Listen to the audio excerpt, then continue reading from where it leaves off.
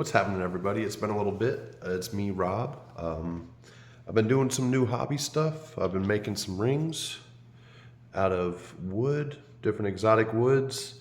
Made a few out of wenge or wenge. Made a few out of purple heart. So yeah, I'm about to do some steps, some walkthrough of how I make these rings because I had a buddy ask me to do so.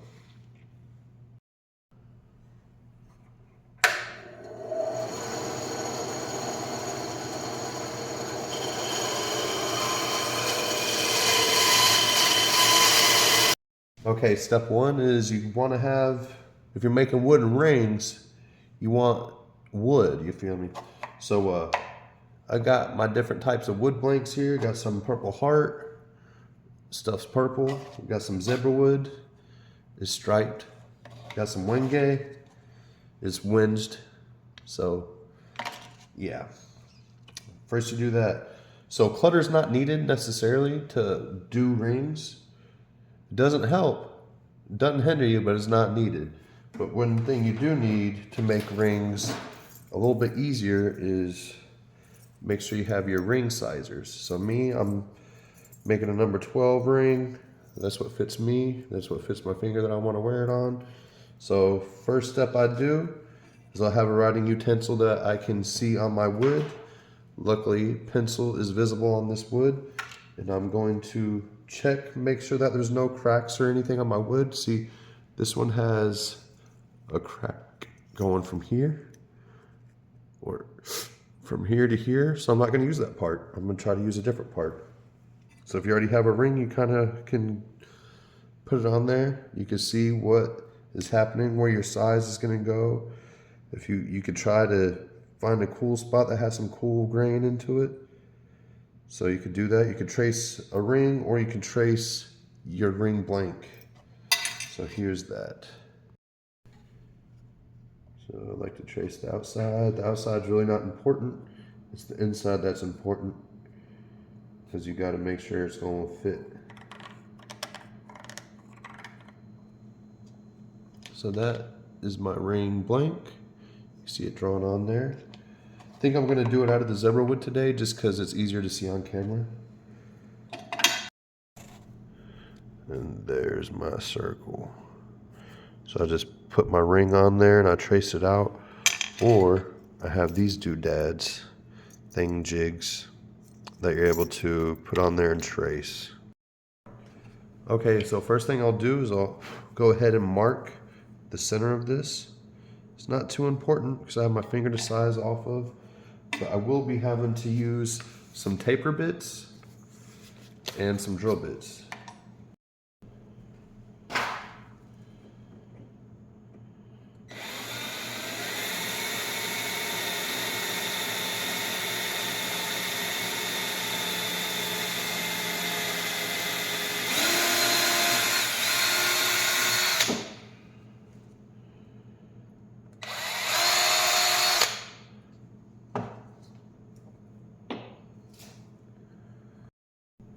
So I kind of am lost when I'm videotaping. I drilled out my hole. I use this taper bit. This one goes to a 1/2 inch.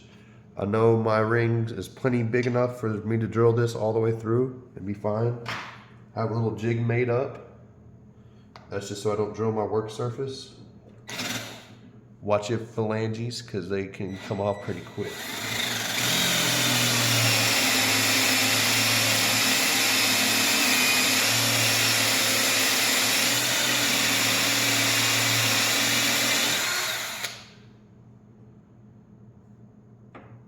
Yeah, watch out for fires though. This shit can start a fire.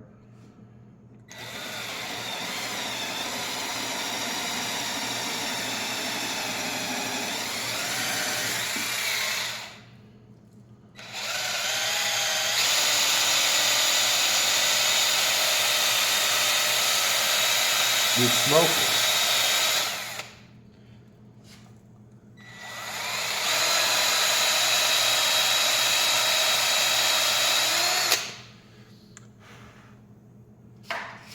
That joker's hot. Don't be touching your hot drill bits. Okay, so step one with the first taper bit brought me up to a 1/2 inch. This one goes up to a bigger size, which is, yeah, 3/4.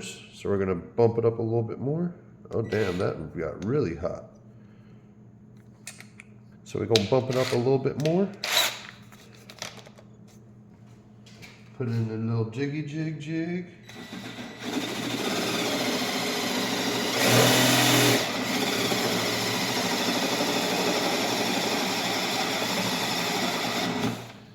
Yep, be careful. It'll definitely hurt you if it touches.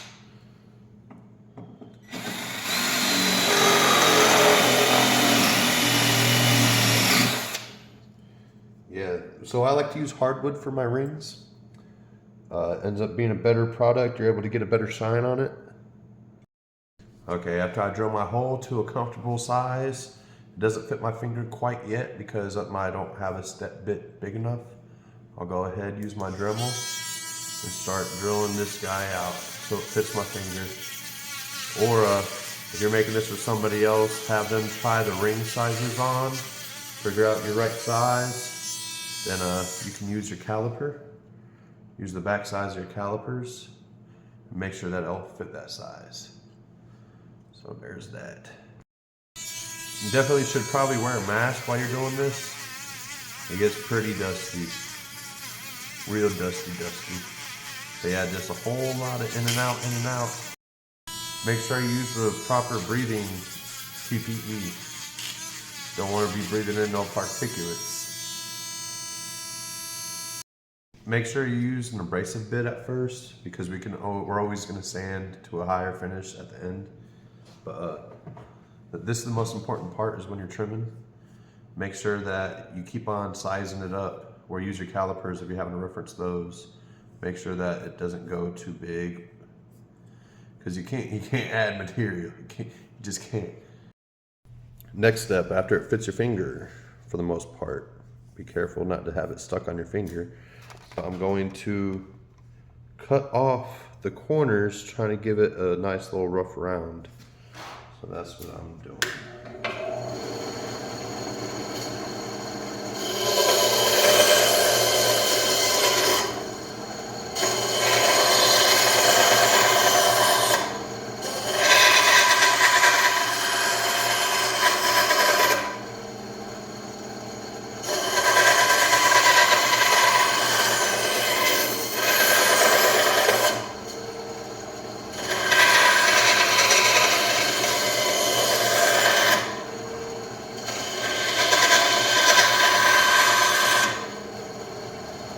So when you get it rough, just rough, try to leave you enough material to make sure it doesn't break.